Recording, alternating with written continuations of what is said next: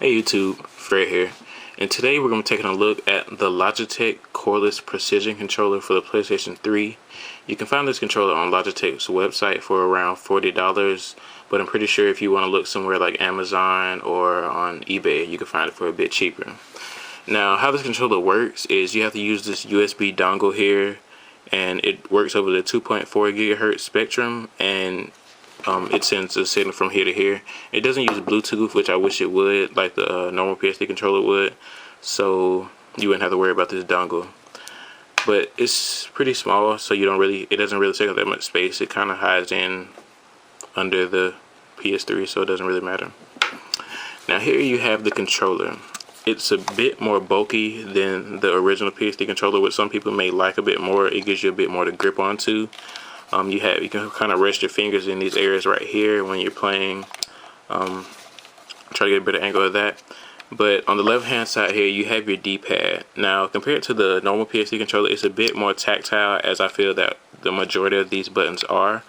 You get a bit more feedback than you do on the normal PSD controller. They feel a bit more mushy on the original controller, but on here you get a lot more feedback.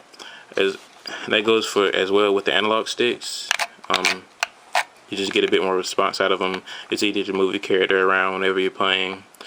Now, as far as these buttons right here go, this button right here is the most unknown, I guess.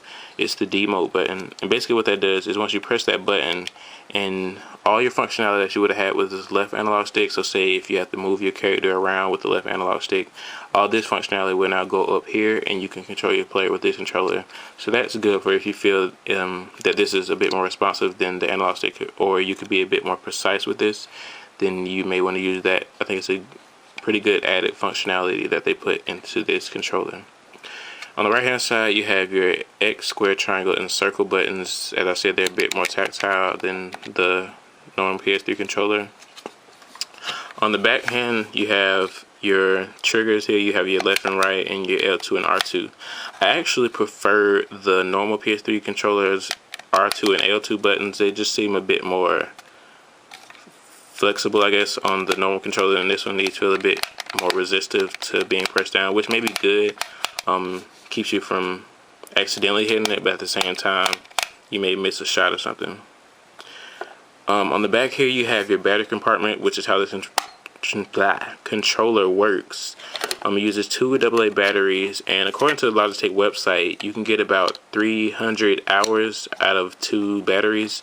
Now, I don't know about 300 hours, but I can say that it does last a pretty long time. I have only changed the batteries out on this once, and I've had the controller for a pretty long time.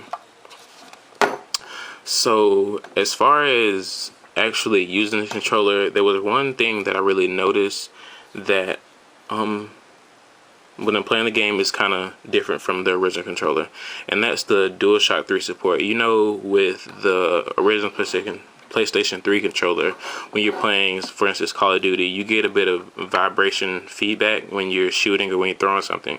With this controller, it doesn't support that, so you're just going to have to get used to it, not really having a response. It's a bit weird going from the PS3 controller to this one, but you kind of get used to it, just keep playing around with it after a while. And the only reason I'm using the controller instead of my PS3 controller is because it's something going wrong with the controller right now. So yeah. Now, as far as the controller goes, in comparison to the PS3 controller, I actually prefer the original PS3 controller over it because it's just a bit, for one thing, it's slimmer. Now, I don't really like the bulkier design of the controller. This is the original PS3 controller. This one, it just feels a bit more easy to grip onto for me. This one is a lot more bulky, and sorry for saying so much, but it doesn't really feel as comfortable for me to use this controller as the other one. Now, I know that I said these are a bit more responsive, but at the same time, you kind of get used to these just being a bit more loose, and you can kind of swing around and do whatever you're doing.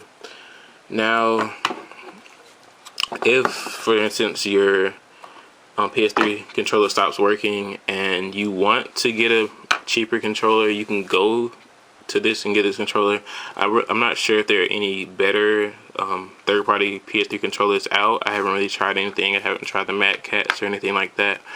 But this is a good alternative to your PS3 controller if something going wrong with it and you don't really want to spend the money to buy another one. So that's my final verdict of the controller. It still works pretty well. Like I said, it's a lot more bulky, and that's mainly because of this battery compartment back here, which, like I said, takes 2 AA batteries. After you get everything synced up with the PS3, and I mean the dongle and the PS3, everything works out pretty fine. You just have to, well, you don't really have to do anything to play the game. So this is Fred here with Anything Tech Spot. Like I said, my final verdict on this controller is that it's a pretty good controller. You just kind of take a bit of getting used to if you're coming straight from the PS3 controller. Like if you use the PS3 controller and then you come to this one, you're gonna notice the loss of the vibrational functions that you had when you were using the PS3 controller. So maybe this would be more of a backup controller. Say if you had friends over and you didn't feel like buying a whole other controller, you can get this and this will work out pretty fine. But as just an entire replacement for the original PS3 controller, I wouldn't really recommend it because, like I said, losing the DualShock 3 capabilities, and it's a bit more bulky. It has nice build quality. It doesn't creak or anything like that, but it just feels a lot more clunky in the hands. My fingers kind of got a bit tired of having to fit into these little areas. It works after a while, but you get used to it. But sometimes it just gets a bit cumbersome to have to keep putting your hands right there. So this is Fred, this is Anything Tech Spot, and that was my review of the Logitech Cordless Precision Controller. Have a nice day.